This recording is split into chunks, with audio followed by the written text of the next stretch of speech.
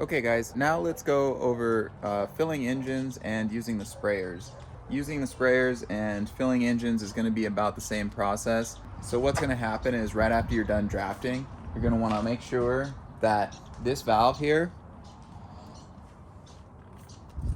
is down.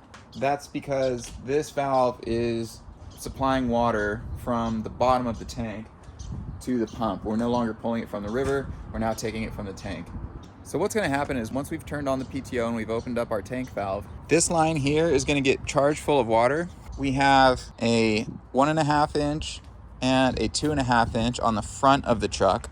On the side of the truck, we have another 1.5. Then on the back of the truck, we have another 1.5, another 2.5. We have a 3-inch hydrant fill up here, and then we have a 4-inch dump. This 4-inch dump valve is for filling pumpkins. We have a stinger right here.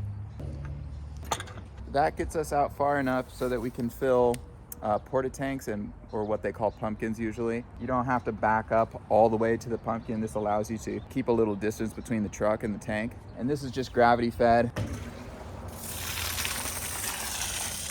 No need to turn the PTO on for that. You will actually probably be using this more than anything on the fires, because the majority of what you're doing is filling porta tanks. So when we go to fill an engine, the hoses that we use are the same hoses that we use for drafting.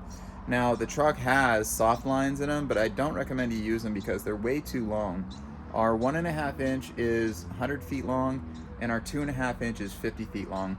You don't want to be rolling and unrolling those constantly. It's far easier to just use the draft lines that we have. In order to do that, we have to use our adapter. So our adapter is in the toolbox.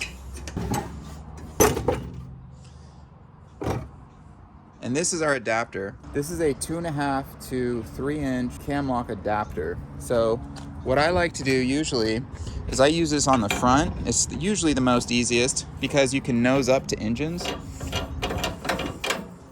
but you can also use it in the back.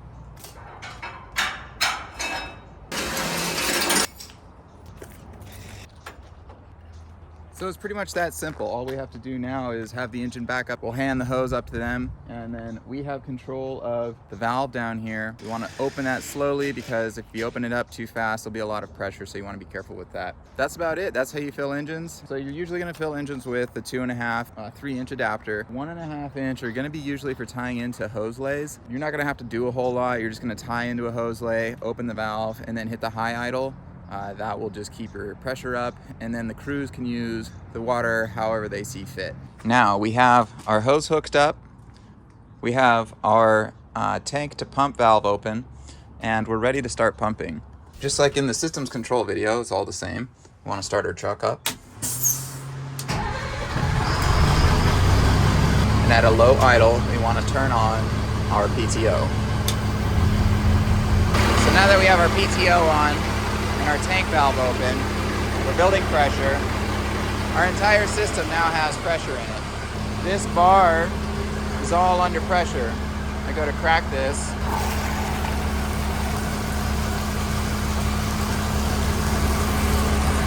So you now pretty much have access to your sprayer heads and your line connection. So the way it'll work is then you'll hand this hose up to whoever needs water. You'll come back here and you're going to control this valve. You're going to keep a close eye on them. They'll tell you when to stop, and then you just close it again. Now, I've only got my one 10-foot hose hooked up to it. Usually you're going to have to hook up both of your 10-foot hoses so you have 20 feet. And that's pretty much it. It's a lot like drafting.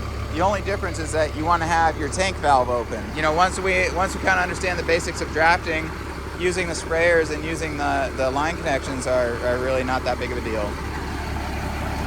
So this fitting is actually going to be really useful for you. Make sure not to lose it. It's going to be the only one you have on the truck. You'll use this probably more than anything on the truck. The other thing that this fitting is useful for will hook up to a hydrant, and then you can use this cam lock to hook up to our draft line, and then our draft line will hook up to our hydrant fill right here. In our toolbox, we have a hydrant wrench. When you go to use a hydrant,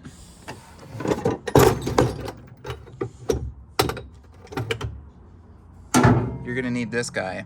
Legally, I can't fill from a hydrant unless it's an actual fire, so I can't actually show you one as an example, but it's not complicated. If you go to a fire and they tell you to fill from a hydrant, if you grab this tool and you look at the hydrant, it should make sense. If not, always give me a call and we can go over it.